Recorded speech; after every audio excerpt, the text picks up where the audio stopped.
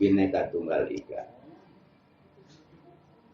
Nah, Bhinneka Tunggal Ika ini bukan hanya semata-mata walaupun bermacam-macam aliran namun tetap satu tujuan. Jangan mengambil kronologi awal, tetapi ambil yang akhir. Tetap satu tujuan. Apa yang dimaksud tetap satu tujuan itu? Yang dimaksud satu tujuan itu bangsa Republik Indonesia, baik itu militernya, pemerintahnya, sipilnya, semuanya, itu harus seideologi. Walaupun mereka berbicara, mari kita bersatu, kalau tidak seideologi, itu berantakan. Bahkan besar kemungkinan hancur.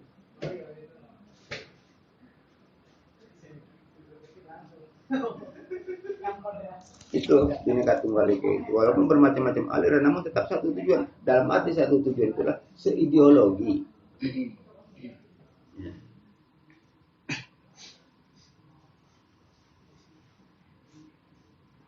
Seideologinya seperti apa? Semuanya masuk ke lingkaran segitiga emas.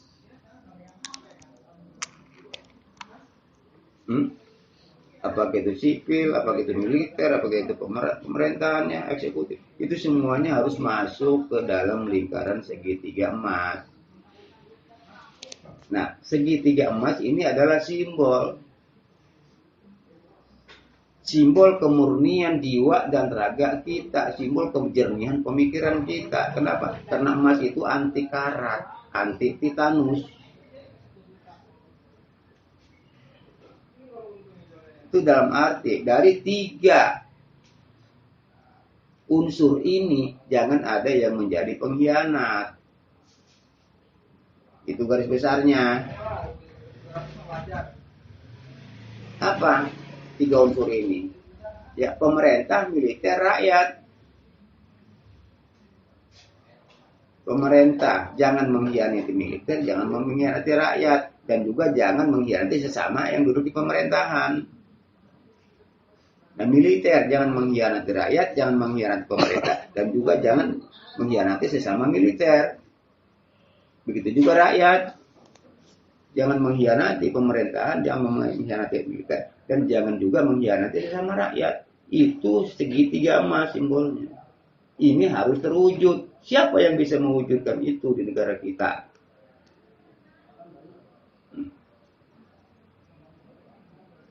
Yang bisa mewujudkan itu hanya satu, yaitu kesepuhan alam. Itu yang bisa. Tanpa kesepuhan alam, apa yang dijanjikan di waktu kerajaan Ornansi masuk Republik Indonesia, semuanya yang dijanjikan tidak akan pernah terwujud. Kenapa? Karena keseideologiannya tidak ada. Bhinneka Tunggal Ika hanya dijadikan bahan muluk-mulukan, hanya bahan sesumbar. Namun perwujudan kan tidak ada. Dia sendiri mungkin tidak masuk di situ, hanya sebatas bicara. Begitu juga tentang Pancasila.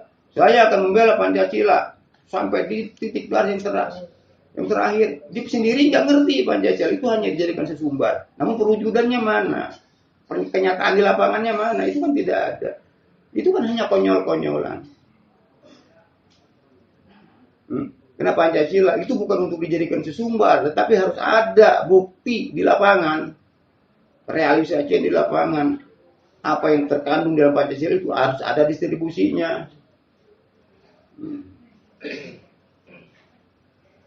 Kalau tidak ada distribusinya, itu sama juga bohong.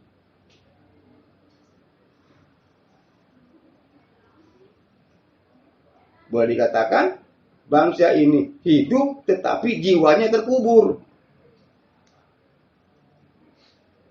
Coba di sini wajib disadari bangsa kita semuanya, terutama para sesepuh negara, tokoh-tokoh pemerintahan, pejabat, pusat maupun daerah. Coba bangkit semuanya. Jangan sampai kita menjadi bangsa yang hidup tetapi jiwanya mati. Sekalinya hidup untuk kepentingan pribadi.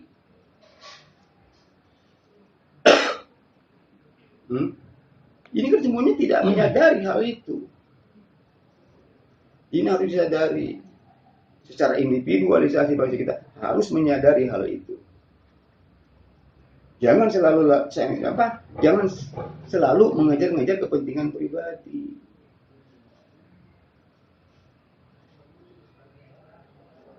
Dan ingat sekali lagi, Pancasila bukan untuk dijadikan sesumbar, bukan. Jangan.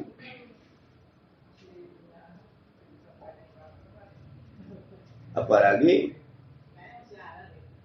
dia tidak tahu, tidak paham secara detail Pancasila itu. Tetapi dia udah sesumbar. Itu kan pepesan kosong semuanya. Sementara Pancasila itu kan kode etik. Seluruh bangsa Republik Indonesia itu harus bertuhan. Seperti apa ciri-ciri manusia yang bertuhan? Itu bukan hanya sebatas mengaku saya ini orang yang bertuhan, itu tidak bisa.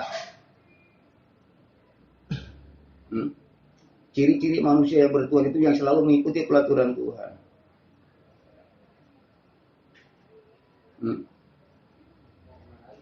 Butir-butir sila pertama di Indonesia dibentuk itu tidak butir ini tidak sama dengan yang sekarang. Itu sudah rubahan. Biarlah orde baru. Habis saksi hidup, saksi nyata. Dulu waktu habis sekolah SD, waktu perpindahan antara SR ke SD, itu butir silanya tidak yang seperti yang sekarang. Seperti apa? Satu itu Ketuhanan Yang Maha Esa, benar sampai sekarang memang ada itu, nggak berubah. Yang kedua, peri kemanusiaan. Yang ketiga, kebangsaan. Yang keempat, kedaulatan rakyat. Yang kelima, keadilan sosial. Itu semuanya hilang, diganti. Ya. Peri kemanusiaan diganti, kemanusiaan yang adil dan beradab. Itu ngambang. Lebih mendasar itu peri kemanusiaan daripada yang seperti itu. Sementara ini sila, dasar. Dasar kode etik. Kita harus menggali dari dasar. Nah kalau kita sudah menggali dari dasar, posisikan diri kita pun di dasar itu. Supaya kita pun tidak kehilangan peri kemanusiaan.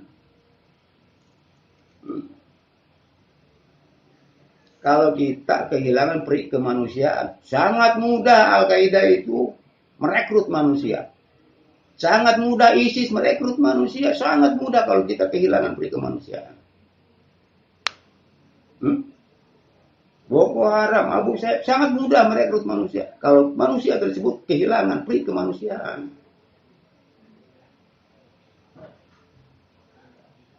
Hanya kita jangan sampai kehilangan peri kemanusiaan.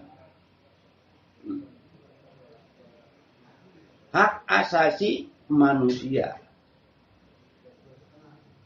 Hak itu betul-betul asasi dasar. Manusia kan jelas manusianya kan. Jadi apa yang betul-betul menjadi dasar manusia? Yang paling mendasar bagi manusia itu apa? Nah selama ini mereka mengartikan hak asasi manusia itu kemana? Di sini. Yang betul-betul paling mendasar bagi manusia itu jangan kehilangan peri kemanusiaan. Itu yang paling mendasar.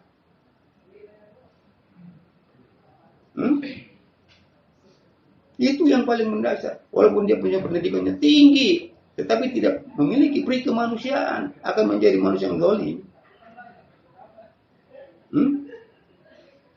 Walaupun dia rendah pendidikan, bahkan tidak sekolah sama sekali, tetapi dia memiliki peri kemanusiaan. Itu sangat indah. Itulah manusia-manusia seperti itu yang paling tinggi derajatnya di hadapan Allah. Pendidikannya rendah, orang bodoh, tetapi memiliki peri kemanusiaannya tinggi. Manusia yang seperti itu yang paling tinggi nilainya di hadapan Tuhan. Daripada manusia-manusia yang pintar pendidikan tinggi, tetapi tidak berperi kemanusiaan. Inilah dalam arti kita akan mengembalikan negara Republik Indonesia ini kepada Dekrit 59. Itu pun jika bangsa Republik Indonesia mendukung tentang hal ini. Terutama dari para sesepuh-sesepuh bangsa, aparat dan pejabat negara. Jika mendukung hal ini, aku yakin akan terwujud apa yang namanya segitiga emas. Akan terwujud apa yang namanya Nusantara itu. Coba di sini Nabi minta kepada seluruh bangsa Republik Indonesia, buktikan Bhinneka Tunggal Ika-nya, terutama kepada orang-orang yang suka sesumbar Bhinneka Tunggal Ika. Buktikan di sini. Jangan hanya sebatas bicara. Buktikan dengan secara profesional. Jangan amatiran, berkokok di sana tetapi tidak bertelur.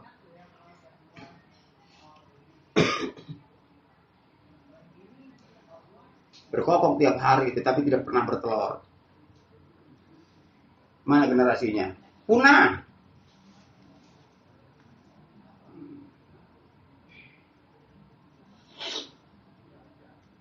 Ini hal yang amat sangat penting bagi kita. Ya.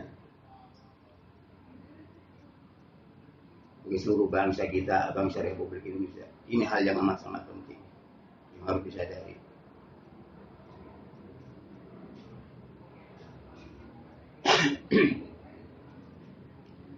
Kita harus tahu virus negara. Virus negara berawal dari manusia yang menjadi virus.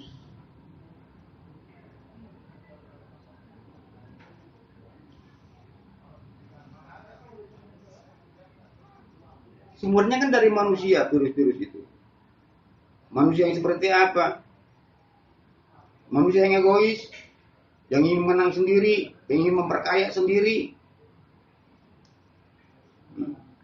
Manusia yang emosionalnya tinggi, ini kan virus. Yang emosinya tinggi, yang ambisinya tinggi. Segala macam cara dia lakukan walaupun halal haram tidak tahu dan tidak perlu lagi itu masalah itu. Yang penting tercapai tujuan. Itu ambisi yang sangat tinggi. Padahal dia tidak ngerti masalah bangsa dan negara.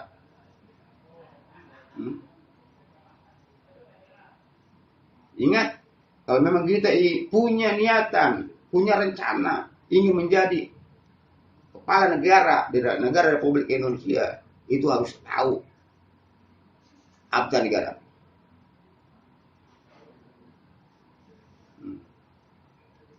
Khususnya harus hafal yang namanya Trisula.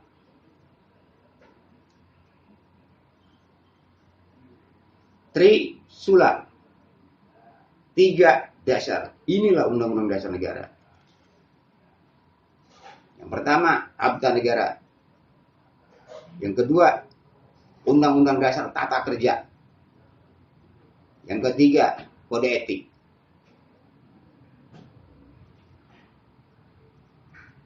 Seperti apa isi yang terkandung dalam abda negara? Itu mandat. Seperti apa undang-undang dasar tata negara? Apa? Undang-undang dasar tata kerja. Itu kewajiban bersama. Ya? Bukan kewajiban seseorang itu. Undang-undang dasar tata kerja itu kewajiban bersama dari pusat sampai daerah, terutama instalasi-instalasi pemerintah. Itu kinerjanya harus seperti itu. Yang ketiga, kode etik. Seluruh bangsa Republik Indonesia secara individualisasi wajib punya kode etik. Apa kode etiknya? Itu yang disebut Pancasila.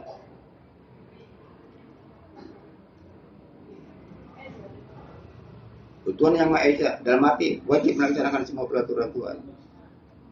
Memiliki peri kemanusiaan. Harus harmonis dengan sesama bangsa kita. Harus saling berdaulat.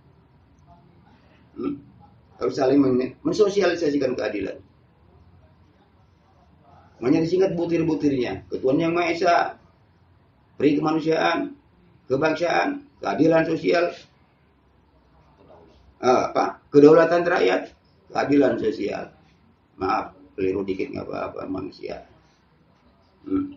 Namun tetap kita berpokok pada intinya. Sekali lagi saya sampaikan di sini, Pancasila bukan untuk dijadikan sesumbar. tetapi harus direalisasikan di lapangan. Karena di situ ada apa? Ada berapa? Ada 3 hukum. Di dalam segi kerohanian di situ ada 3 hukumnya. Satu, di situ ada hukum etika yang disebut akidah. Yang kedua, di situ ada hukum hablum minallah. Yang ketiga, ada hukum hablum minanas. Ada akidah, ada hablum minallah, ada hablum minanas. Ini 3-tiganya harus berjalan. Kita hanya melaksanakan hablum minallah tanpa melaksanakan hablum minanas itu tidak bisa. Tetap hancur. Melaksanakan hanya hablum minanas, tidak hablum minallah, hancur juga. Hablum minallah dilaksanakan, hablum minanas dilaksanakan, akidah rusak, hancur. Jadi 3-tiganya tidak bisa dipisahkan. Wa kuntum azwajan salasah. Waspadalah kalian terhadap 3 hal. Yang mana? Yang itu tadi. Akidah, hablum minallah, wa hablum minanas. Ini pelaturan dasar di dalam kehidupan kerajaan Allah Subhanahu wa taala. Yang mana seluruh umat manusia semuanya berada di bawah kekuasaan Tuhan. Jangan lupa itu. Jangan lupa itu. Di sini kita harus betul-betul abdul dzikri. Untuk makan kesadaran bahwa manusia itu mendapat tugas dari Sang Pencipta.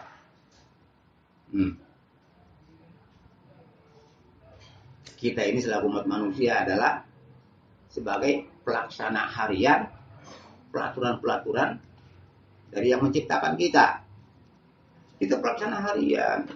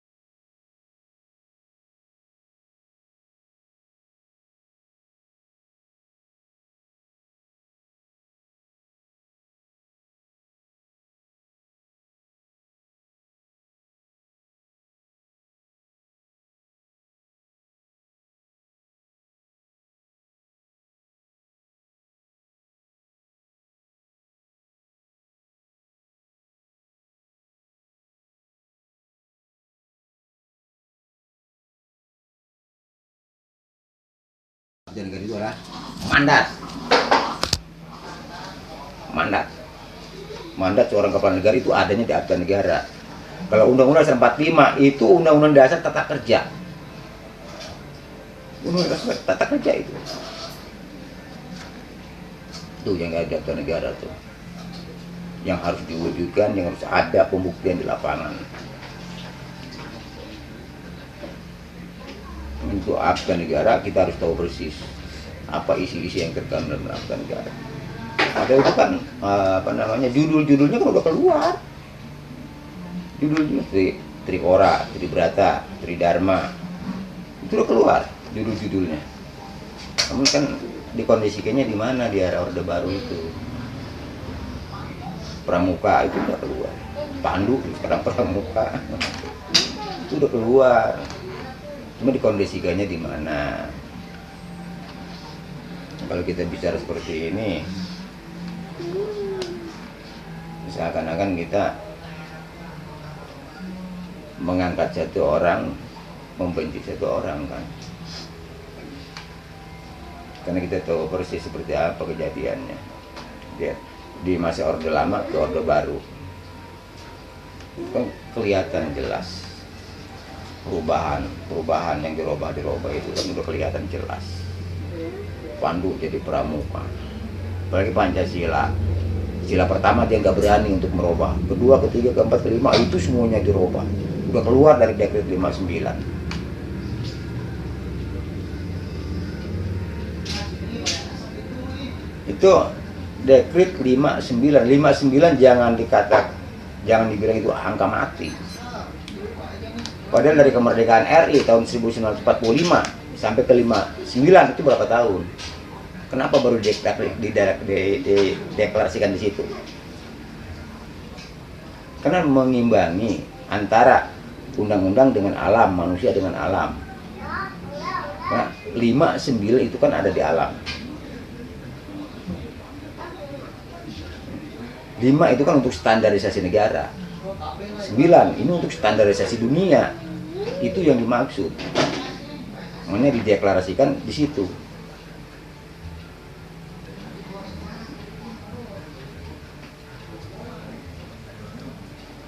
Ini jangan-jangan kita sampai ke angka 9, angka sempurna, 5 aja masih berantakan. Lihat aja di konsep kita. Yang di bagian kiri anak panahnya ke atas semua. 1, 2, 3, 4. Anak panah ke atas semua, di sini angka 9 rata-rata. Ini yang seharusnya diwujudkan kan di negara. Tapi kenapa malah yang sebelah sini? 6, 7, 8, 9 angka naik tetapi anak panah turun. Angka yang paling bawah pun merosot dari 4 sampai ke 1. Itu kan virus yang tidak seharusnya terjadi. 6. Kenapa angka panahnya ke bawah? Angka 4. Itu dalam arti provinsi itu sudah kehilangan pola pikirnya untuk rakyat 60%. Kabupaten ada di angka 7 ke bawah. Kabupaten pun sudah kehilangan pola pikirnya untuk rakyat 70%. Kecamatan 80%, kelurahan 90%. Kenapa? Karena semuanya rata-rata statusnya udah TU. Nah kalau udah status TU, yang diperhitungkan untung rugi. Itu yang diperhitungkan, untung rugi. Ini rugi, nggak usah dikerjakan. Ini untung. Walaupun di situ ada kotoran-kotoran, kalau memang menguntungkan, dia kerjakan.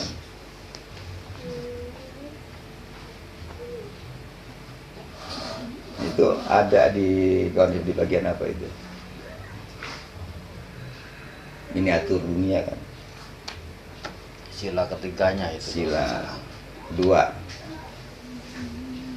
Sila kedua. Sila ketiga itu kan obligasi. Sila ketiga. Apa namanya?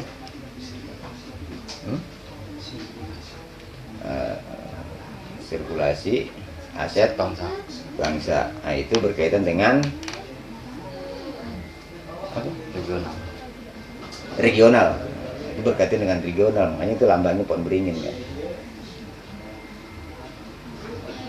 Pohonnya begitu besar, rindang, tapi nggak ada buahnya. Sekalinya ada kan nggak bisa dikonsumsi.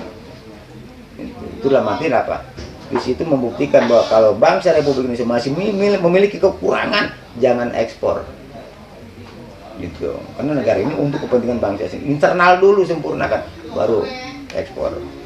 Itu simbolnya pohon beringin. Simbolnya. Itu regional. Nah.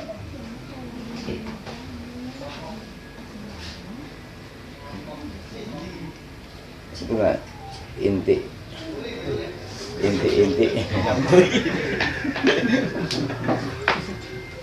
itulah inti-inti yang dimaksud yang ada di dalam Dekret 59. Mana judulnya itu apa? Kebangsaan yang ada di Pulau Jawa, Sumatera, Kalimantan, Sulawesi, itu kan bangsa RI semua. Kita perlakukan dengan sama, kelola dengan sama, baik itu infrastrukturnya dirikan dengan sama. Kan tujuannya kan mendirikan negara Indonesia itu ke negara Nusantara. Tapi kenapa bujur sangkar? Provinsi ini kok istimewa, di sana murad marit. Padahal RI gitu. Ada pemimpinnya nggak di Indonesia? Jeleng.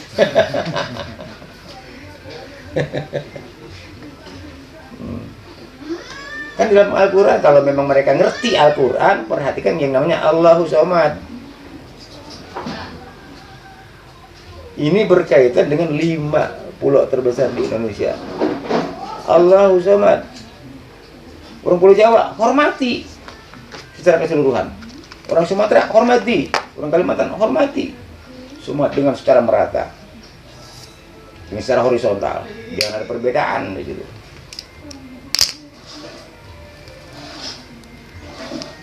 Ini yang dikejar-kejar itu kan otonomnya oleh pemerintah. Di situ boleh dikatakan menembak jereng gitu. Sama rakyat kok nggak diurus, otonomnya diurus.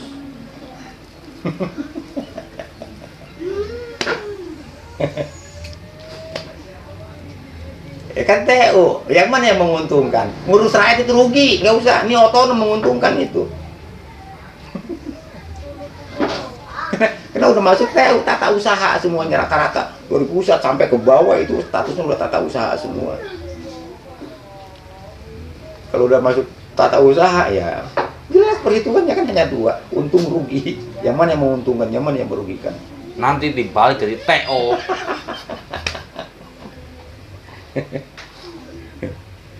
Nah, kita bicara ini kan berdasarkan fakta yang ada kan seperti itu selama ini. Yang diperhitungkan hanya untuk otonom daerah, rakyatnya tidak diperhitungkan. Walaupun dia punya rumah udah reok, tanahnya hanya 5 kali 5 meter persegi, tetap aja harus bayar pajak. Tetap harus bayar pajak gitu.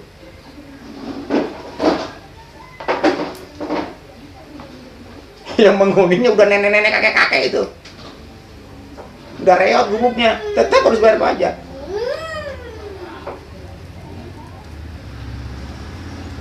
Nah, di sini bangsa Republik itu pemerintah, sila kedua, pri kemanusiaannya mana?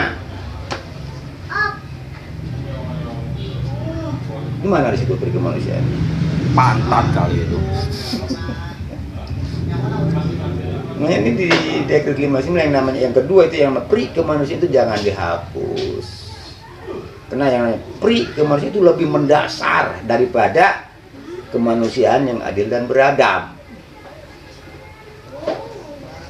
Itu lebih mendasar lagi pri kemanusiaan. Apalagi sila yang keempat, kedaulatan rakyat dihapus, di Orde Baru diganti, kerakyatan yang dipimpin oleh hikmah kebijaksanaan dan sekian.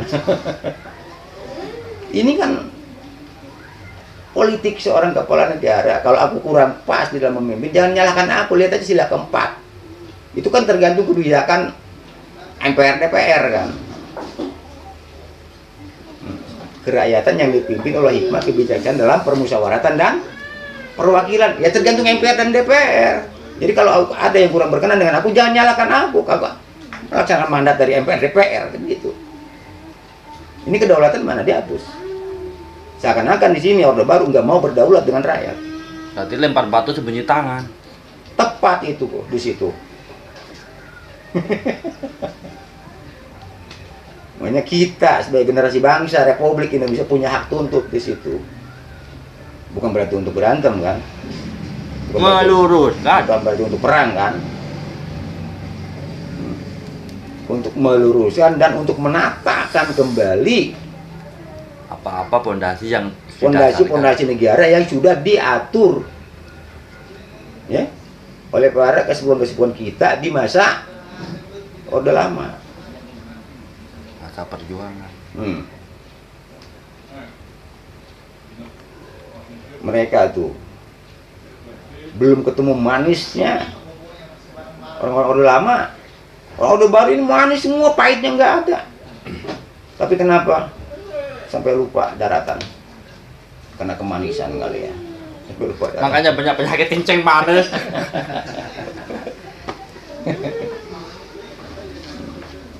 Ini kita yang paham tentang 3 nadi negara ini wajib diperjuangkan, ya, wajib diperjuangkan, wajib dihidupkan, wajib diwujudkan.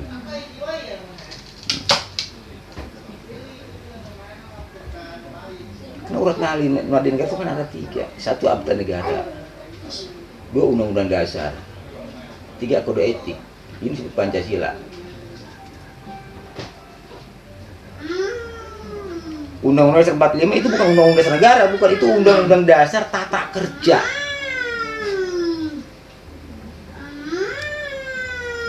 Undang-Undang Dasar Tata Kerja, dari pusat sampai daerah, instalasi-instalasi pemerintahan harus seperti itu kinerjanya.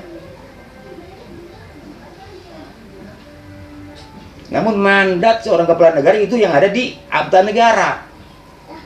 Itu mandat di situ. Nah kalau Pancasila itu kode etik.